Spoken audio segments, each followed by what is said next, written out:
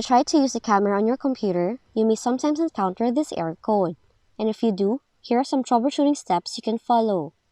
First up, check your camera access history.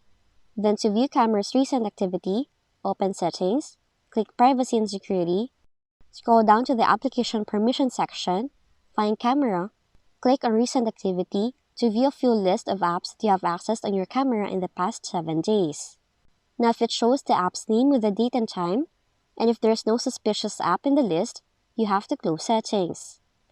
But if yes, check if the suspected app runs in the background, then Quick Fix, and quit it to fix the issue. Additionally, try to restart the camera service. Do it by opening Services, locate the Capabilities Access Manager service, right-click on it, then select Restart. Now as the service restarts, relaunch your camera and check for any improvements. Now if the error returns a system restart, right-click on Capabilities Access Manager service, select Properties, choose Startup Type to Automatic, then click OK to save the changes.